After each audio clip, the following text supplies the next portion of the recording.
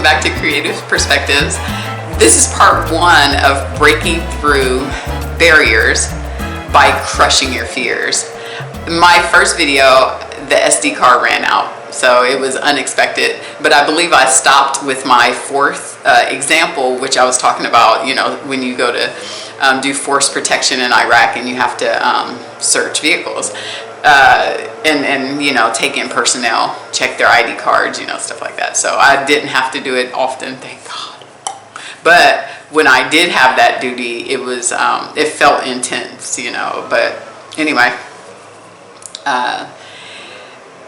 obviously, now we went over those situations. Now we're going to, those incidents. Now we're going to go through focusing more on crushing fear itself, you know, within itself. So one thing I've learned about fear, it could come in different forms. Some people, if they're traumatized when they're young, they're carrying some of the anxiety that's left over from that situation. Or if you are introduced to other incidents, you know, as you go through your life, it could also bring fear. You know, finances could bring fear. I mean, everybody has something that pertains to their life when it comes to having some sort of fear. Trying a new adventure can bring a fear. Having a new child, beginning a new relationship, you know, being in a long-term relationship where you're starting to have those hiccups, you know, where you're trying to figure it out, you know. But anyway, when you keep God in and stuff, you know, really you could blossom in love. And love can help you do a lot of things. I'm serious. When it comes to healing a situation, not only healing a situation, but trying something new, because it's all about perspective, you know, and, you know, getting out of your own way to see the possibilities of how you can start crushing different obstacles in your life. The way I did it is pretty much because I take everything to God first. I pray first, and then I look at the situation, and then say if it's something heavy, I might have to do, you know, a lot of praying and asking God for the guidance. And then I became good at just seeing certain things, you know, come my way. So for instance, you know, all of a sudden a lady, you know, I was just sitting down, she came up to my table, and then, you know, I went over to their table and just started to have a conversation. You know, Texas is an amazing state, you know, very social, you know. But anyway, I went to their table and I asked them, what are they doing? And they, you know, they're celebrating, you know, this author. So, I was like, oh, really? You're an author? That's so amazing. So she started showing me some of her work. And then in the process of us talking, she wanted to write a book about me. So I was like, really? You know, I mean, obviously I was doing some talking, you know, and she was like, you sound so interesting. And I was like, okay. I took a chance, because that sometimes those small little things that we encounter are designed to launch us into a different direction. But if we are not careful, if we are not paying attention, we miss the signs. We miss something that God is trying to show us or tell us or give us that can help get us out of fear, help us get out of a barrier, draw attention to a different part of something that we're going through that we didn't see before. But in my life, when I've gotten through fear, it was mostly like recognizing that life really is just not perfect, period. And people are not perfect at all. So you can't require or request them to be, or ever have it run through your mind that they're supposed to do what I want them to do. I've always been a big fan of individuality. You know, like everybody is different, you know, personality-wise, character-wise, you know, just...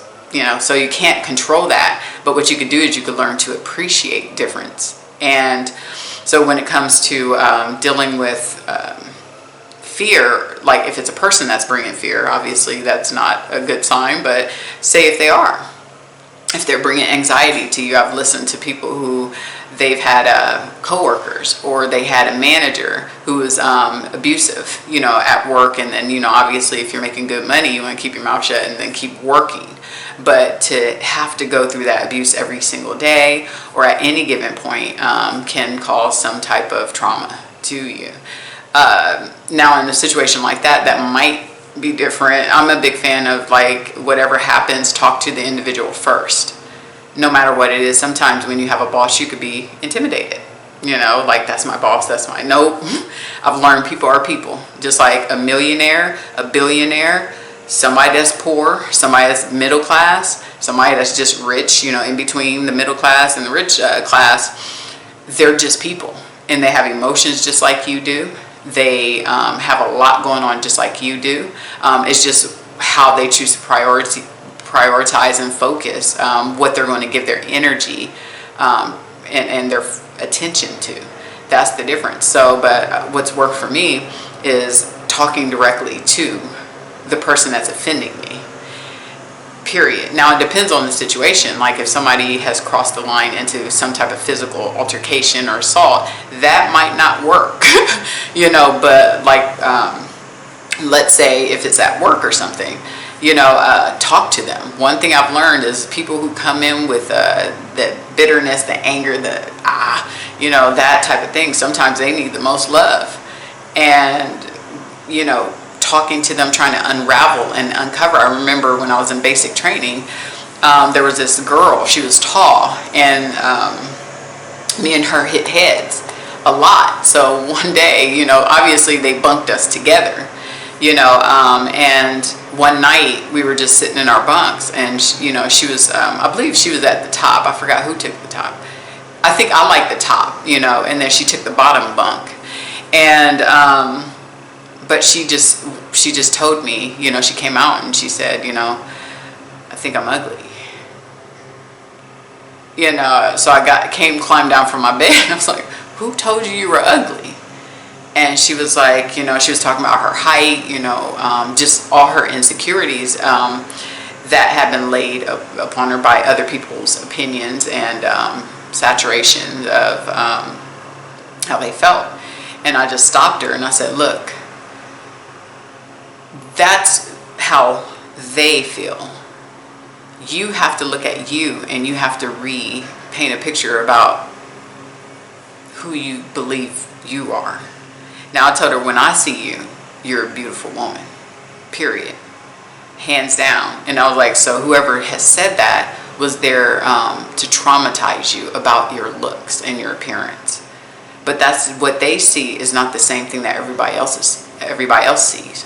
And I told her, something like, look around. You see different types of couples. You see, if you get a chance to travel to different countries and stuff, you'll see an abundant, eclectic, diverse group of individuals that are married in relationships, and you'll learn to appreciate it. So I was just telling her, be who she is. Know she's beautiful. And every day I told her, when you wake up, look in the mirror and say, I'm beautiful. And I told her, because somebody who told you that, they had intentions set behind what they said to you. So she changed her whole entire attitude that night. So that's why I think, when you have anybody that looks like they're bullying and stuff like that, there's something going on inside of them that they need to release and get out of their spirit or their mind, or and it's something that's holding them. It's a barrier of some kind. So when people are ruthless, there's a reason why. They're not just running around doing it. Just like when they talk about school shootings, they keep talking about take guns from mental, people and da-da-da. I was like, you don't see veterans running around here shooting up the place, period. And if you get one out of 1,000 years, that's no reason to try to attack veterans, or military people, so, but they put it on just any excuse. And the truth of the matter is, some people have, if we're looking at it from a spiritual sense, they have something attached to them that is not good, and obviously if you're a Christian, we talk about devil and his group, and then you got God and his angels, so the battle of good and evil, so when it comes to somebody picking up a weapon and making a choice to shoot, especially children, because obviously if I'm not having my child run around causing harm to people, then that would be abnormal behavior. But some things happen behind closed doors, and then as soon as a kid does something crazy, it's everybody else's fault, or they don't know what happened. It just suddenly happened, he was always troubled at school or something like that, when that's not the case. You have no idea what people may be going through, so whenever you get a boss or any coworker or anybody that comes in with that ferocious, just attitude, sometimes you have to just, put your pride aside, ego aside, whatever you need to put aside in order to,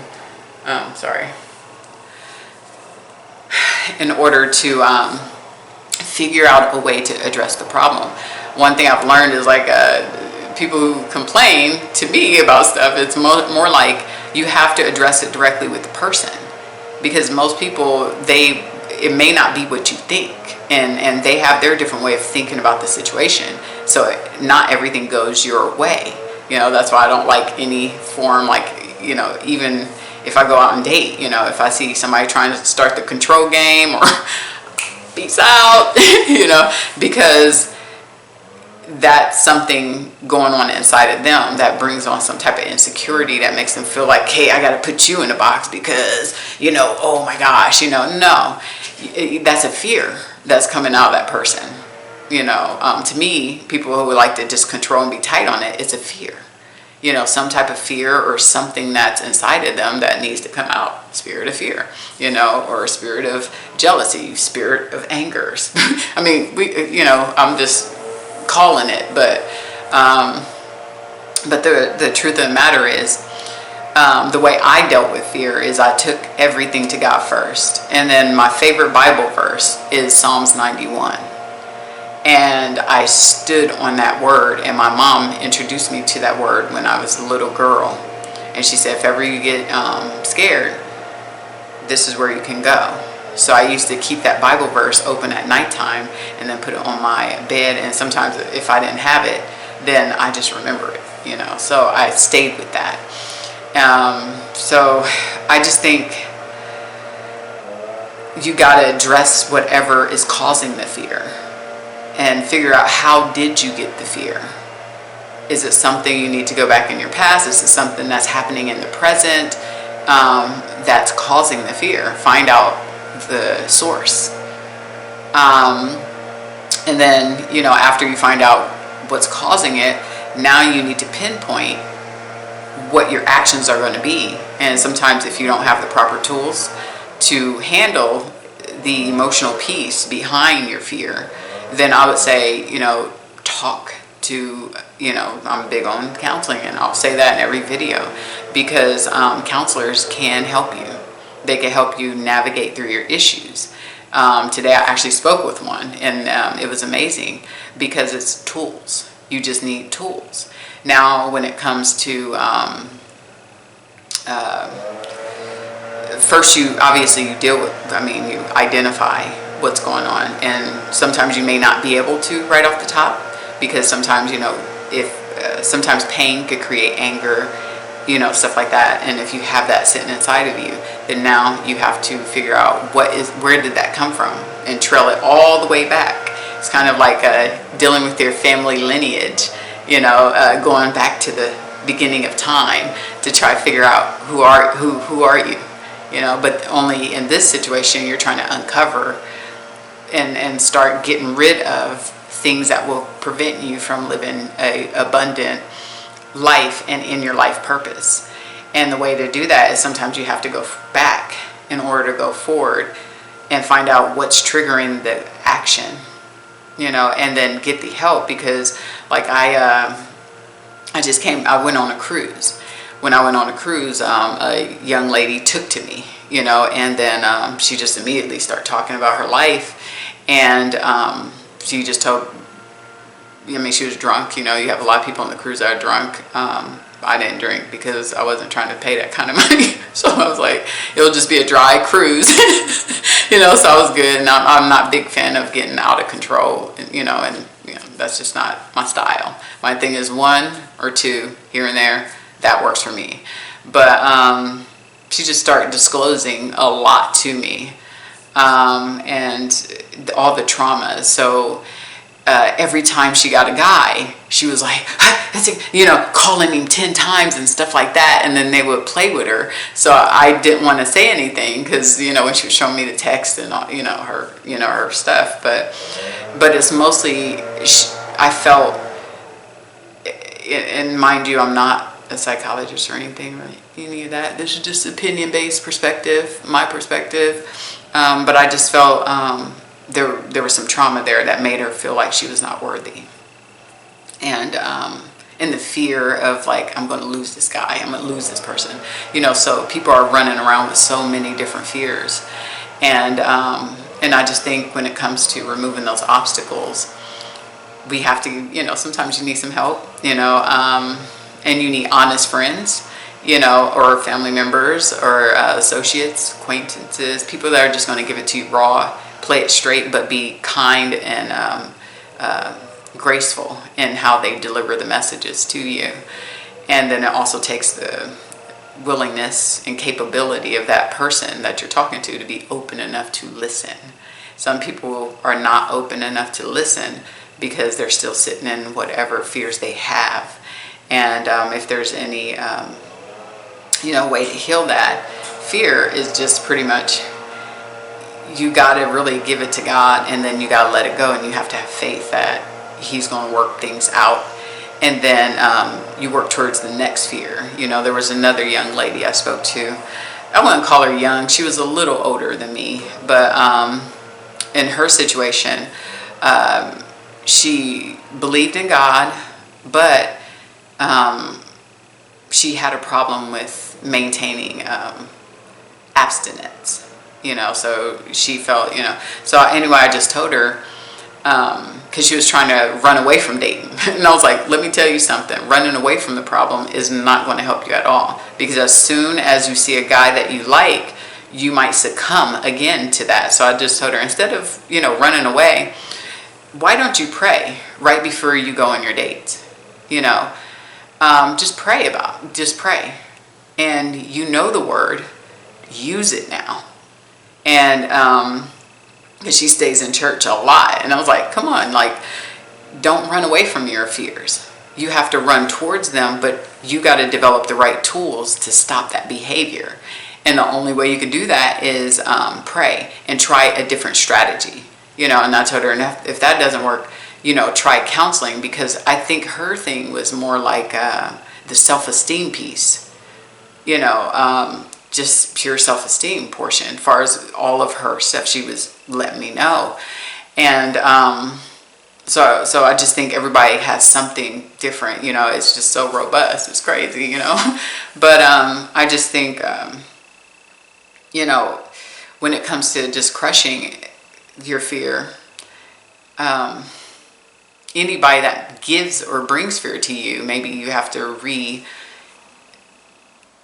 redirect who you're hanging out with too, because sometimes people bring things your way to cause fear, or to bring a barrier that can cause you to fear. Like I remember when I was dealing in one relationship, because it was like one that was massively dysfunctional when it comes to I was dealing with like a narcissistic sociopath.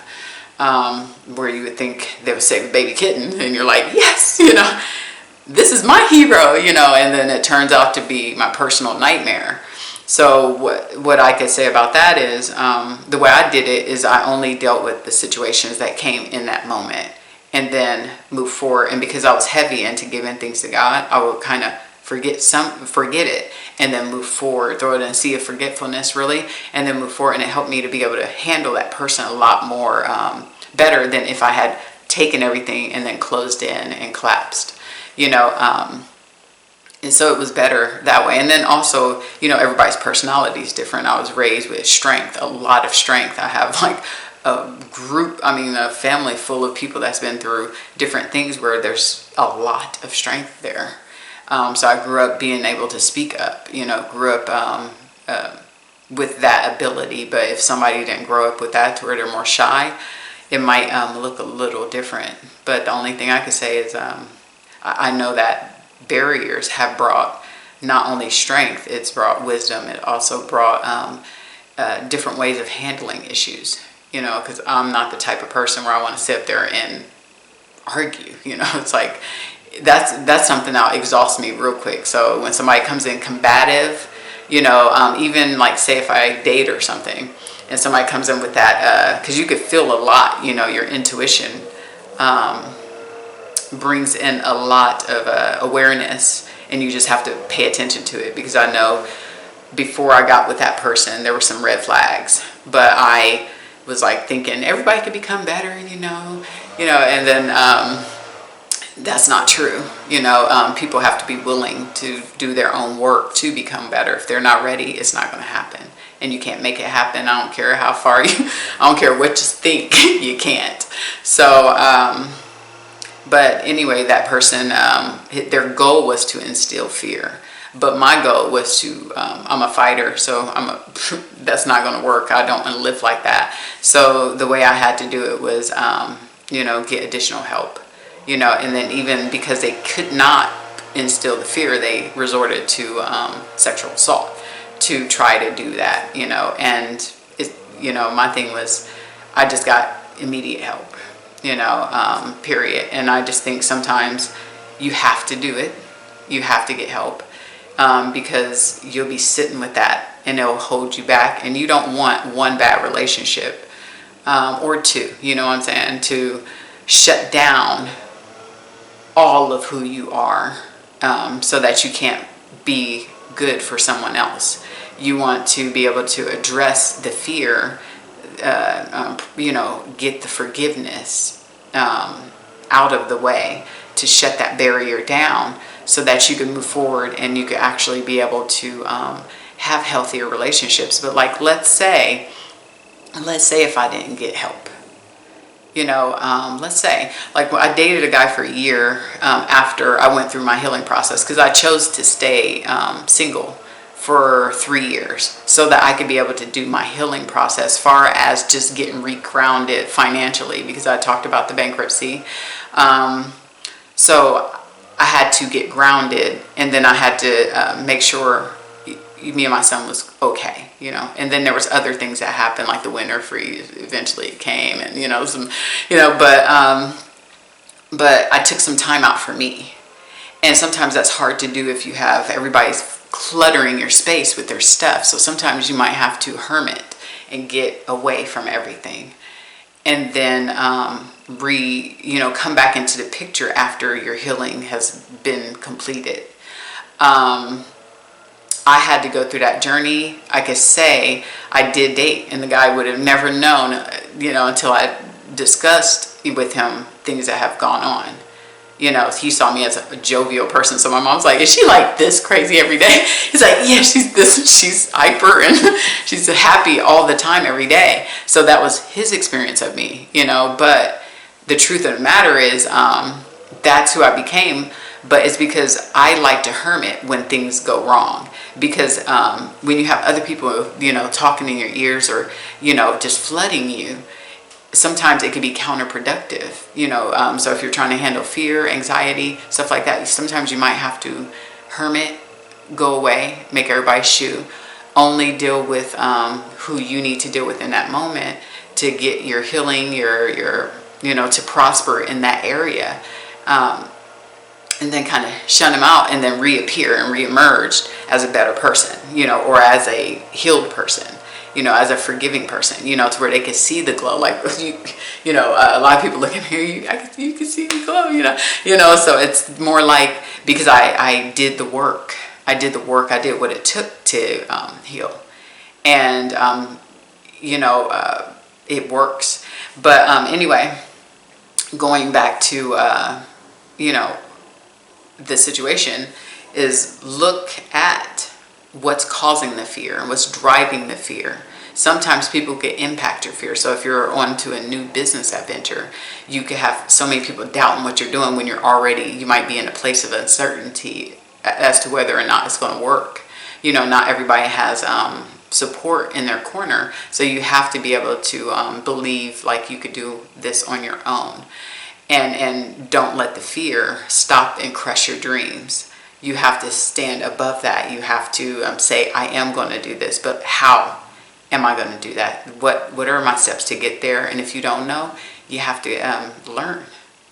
Sometimes it's okay to get retrained, go to school. Sometimes it's okay to take some classes, some extra courses. I'm really big on that. You would think I would stay in school for life if I showed you all the stuff that's in my office. Like, you got this certificate, oh my God, girl, what is wrong with you? But it's like, I love to think, I think better than sometimes the way I'm able to deliver my messages, So, but anyway, I had to heal. And sometimes you have to heal if it's a traumatic incident. Now, if it's not traumatic, it's a new adventure, you might have to collect some information. And then give yourself realistic time periods to get that done. And then in the meantime, if you have a good support system, you can keep that support system. But like, let's say if you don't, then you might have to withdraw, get around some people that think the same way as you, or they're trying to go where you are, who has been where you're going, and then deal with it that way. And that'll relieve some of your fear. It'll help you crush it, to where you don't have to really hold on to that. Another thing is, outside of gaining your resources and having a good support system, is just really going for it, and then being okay with not knowing how everything's going to turn out. So sometimes when we want to control everything, or if we focus more on the control than the steps to get where we want to go, we can create more fear for ourselves, because we're trying to control something that is out of our control. I remember, oh God, I wish somebody gave me a scripture for Iraq, and it was, God grant me the wisdom to accept the things that I cannot change, to change the things that I can, and the wisdom to know the difference. And I stood on that every single day. That's one of the scriptures that I use outside of my Psalms 91. Like, let's get this done. So anyway, when we're talking about crushing fear, we're also talking about taking your control away from situations that can cause you to create more fear than what's needed in that moment. A lot of people accuse me of you overthink, but overthinking, it has helped establish me a lot further than just being spontaneous. So I took heed to that, though, my criticism, the constructive, because it was constructive. I took notes on that, and I was like, okay, she's right, because I used to have all this, I used to have fun and all this other stuff, and now I'm like more like into getting things done. So I'm learning, and I had to learn to remove all control and understand I don't control anything. The only thing I can get up and do is control my plans, and that's it, and don't care about what the output is. And that has helped me get what I needed in life and get what I wanted out of life. So when people say, have you reached all your goals? I really have. The last goal I have is traveling the world. And that's it. And, raising my son and traveling the world, and that's it. And then I'm completed, and then God can snatch me out, whenever he thinks so. It's a good time, But anyway, if you're going through something that requires removing fear, just be responsible for you. I know sometimes, like, my mom shared a story with me from somebody she knew. I won't say how she met him or anything, because I don't like to use names. That's why I'm always saying this person or that person, something like that, instead of trying to release, who that person is, for their privacy or whatever. But anyway, when I heard this, I almost went to tears. Her husband was, very, you just got some people that are just cruel and mean, and they have no respect, for women at all. So she was just sharing how, first, people, he, tried to isolate her. Oh, work at home, stay at home, and all this other stuff. And then next thing she knows, mentally, emotional, spiritually abusive, and then crossed into physical violence. And then, one day she was sleeping, and I guess God was waking her up out of her sleep and told her to go check on her grandkid. And then she found that guy, her man, whatever, trying to, with her, do his thing with her three-year-old. So I'm appalled, That's when that combat veteran thing comes out of my brain, and you can think of a lot of ways. I'm just, trying to keep it light on here, but even with those type of comments. But anyway, the trauma pretty much spun everybody out of control in her home. And then obviously she did what was best, turned him in, did her due diligence as the mom, and because he has money, power, that type of deal, then it kind of created more obstacles. But the fact that they all witnessed that, because they ran to the room, and saw that incident, it freaked the kids out, so the kids grew up with additional issues from just that one trauma. So I guess she watched one of my videos, and it inspired her to talk to me. So we did a phone call, and then, I was able to have a brief conversation, not about that situation, but just her letting me know how much of an inspiration it was, how, it kind of brought her to tears to hear the strength coming out of me, because she's trying to find that same strength for some things that happened with her. So the main thing with that is the fear of now what the children had to go through too when they saw that traumatic event, and how that impacts their life today. And how a parent, if they feel like they can't, I'm sorry, and I have to correct myself, it was her granddaughter, I'm sorry, not daughter, granddaughter, that she found when he was trying. But she got in there quickly because God woke her up, and she was able to report, send him away. And then but the father, couldn't live with that. So that'll be the end of what I have to say about that situation. But as you can see, different people have different traumas that happen. They may not always know how to handle that. And then when you have somebody instilling fear after they've already traumatized you, and now they're trying to continue some traumatic events coming your way to cause additional harm, then it can kind of flood you with that type of anxiety. So the good thing is counseling's involved with them, and I'm thankful, because sometimes releasing and having somebody guide you through it and then explain what that is, it can help by a lot. So so I'll be praying for her situation. I'll be praying for America, the world, that type of deal. But just to hear the extent of different types of issues that arise is crazy, and just to know that people can be that demonic.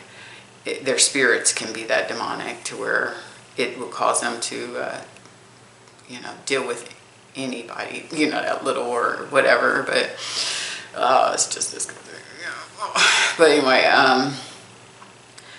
when we're talking about crushing the fear that people like that have, because that's not a work issue, that's not a regular life issue, that's more like somebody, going in to inflict harm, just like a school, shooting, something like that is not in the normal range of, us trying to get through barriers in life. I mean, although barriers can be very, they could come in all different,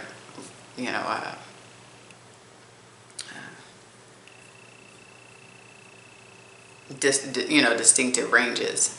But something like that is just above and beyond when it's, violence of any kind, but when we're talking about just jobs and, dealing with a boss or trying to figure out what your next move in life is when you're at a place of standstill, that's to me is more tolerable than being able to hear something that egregious with little, children, or it's just crazy. That's all I could say is crazy. But even in those situations, when it comes to getting over the fear, it's all about just you need support to help you, and you need really good support because some people, they don't have the same type of support as others. So I would just say, if you are watching this, just pray for people. And then sometimes you got to pray honestly for your enemies and pray for the people that give you the hard time, and the reason why is because, like I was saying before, something is attached to that person, spiritually attached. And if they don't have Christ in them, and we're talking about Christ, we're not talking about, just being able to open up a Bible and just quote scriptures and stuff like that. We're talking about really having God in them to where people could see everything about you, because being a part of God's family does not mean that you are a perfect individual, but what's inside of you and what your projection and what you're bringing out, that shows, in you, and it's something that you don't have to explain to other people. It's just something that they see and they could witness for themselves instead of you having to say, "Oh, look, I'm a Christian." Let them see, let them witness, for themselves, instead of having to always, "This is who I am," I swear, that no, you don't have to do all that. But crushing fear, getting through different incidents is because I was able to let go. And then just stay in the moment. Okay, so if I'm on the plane looks like it's going to go down, I'm scared. Stay in that moment and then pray through it. And then we landed safely, so I was making a big deal out of nothing, because the plane landed, but in civilians' eyes, it's like, girl, you was fine. If you did die, you should be all over the place. I would have been, heart attack, so those are certain things where, it's the difference when you have God on your shoulders and guiding you and just kind of letting you know everything's going to be all right. I know, sometimes people have health issues too that come up, and it could cause fear not just for them, but fear for their families. Sometimes counseling might be a good thing, get everybody together and just have somebody talk them through it. I remember they had grief counselors when my dad was about to pass. And I knew my dad was afraid to die months before, but then I could see his transition of acceptance as he got closer to death, to where now he was ready to go and he was able to let go, closer to his passing. And he was a great man. My mom's a great woman too, but you could see the transition that you have to accept, what has gone on in order to let it go, let that part of the situation go, to where you can now tackle the next set of circumstances to finish it out, finish getting rid of the fear from that situation. And sometimes if you got too much going on, or if you had too much happening in your life, you may have to tackle one little thing at a time. And it could take years. Like when I was doing my healing, I wanted to revisit what happened to me when I was 17, because I was stalked by an ex-boyfriend. And then I got married to my first husband. He helped me. And he was there during that time to where I was able to disclose a lot to him. Okay, my other partner, he chose to terrorize me, but I was older, and then that came, gradually in our marriage, so that was something else that I had to deal with. So what I did is I was like, okay, after we were no longer together, I said, okay, there's a lot of healing that needs to be done, because when I came back from, Iraq, I wasn't fully healed either. Just mentally, emotionally, spiritually. I wouldn't say spiritually because God was there with me, but just emotionally, there was a lot that, you come back with. And then, and you don't even know you're going through certain things until stuff start happening. You're like, whoa, where did it come from? You know, so anyway, so I just kept moving through life, but I never slowed down to really get in there, get in there and start doing the work. I just was just a good person running around and just, being me, And then after that, the second relationship, I just kind of said, okay, now let me take a break and let me start addressing the issues that I ran away from, and then get her done, so I had to, and it changed everything. I still reach goals, but when it comes to feeling whole, like where you're not holding anything, or nothing's holding you, so I had to go through that, to where now if there's any form of issues that arise, I don't respond the same. I don't get worried and, being in fear, it's not the same thing. And I've never been a person to fear things, but if you have somebody antagonizing you and it's more like in your space, then now you have to really kind of look at it and try to figure out what needs to be done, that type of deal. So when we're talking about crushing fear, it's like a wide range depending on what is happening in your life, but I could say this, and I hope I'm inspiring someone. When you move forward and you conquer one aspect of whatever is holding on to you, you're one step closer to uncovering what you need. Some of the most dynamic people in this world are people who've gone through stuff and they were able to face their fears. Like one of my favorite pastors is T.D. Jakes. And I listened to how he started the stuff he went through to start his church, and just the conditions that he had to work in and, preach in, and then the poverty that he had to go through during that time. And then that launched. Okay.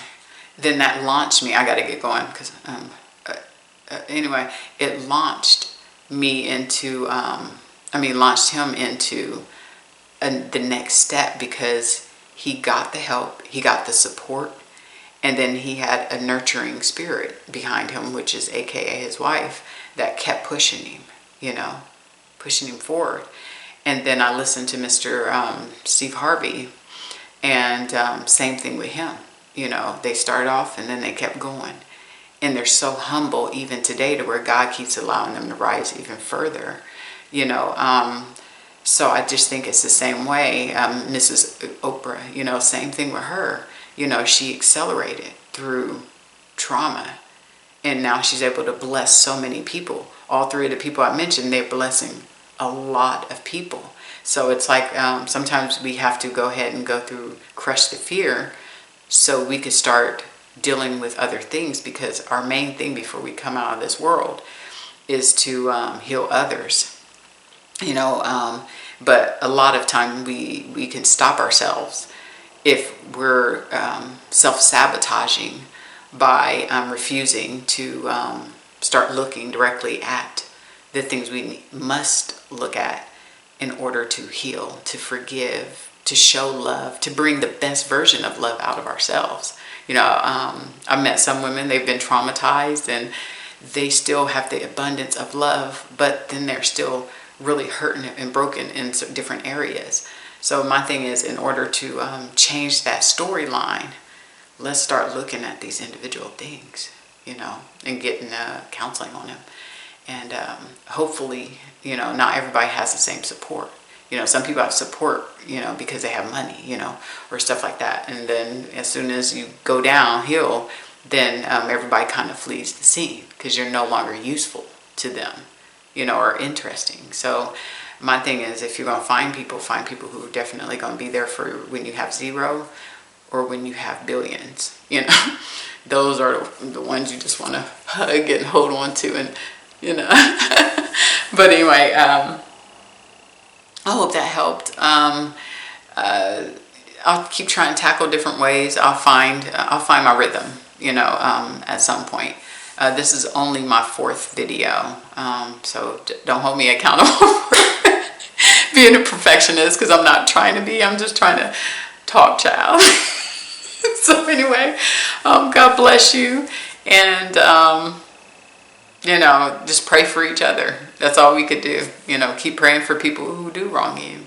Address it, because you'll be amazed at what comes out of their mouth. They've probably been waiting on you all day to show up to ask them, how are they? How's their day gone? Or to say, hey, why do you act like that?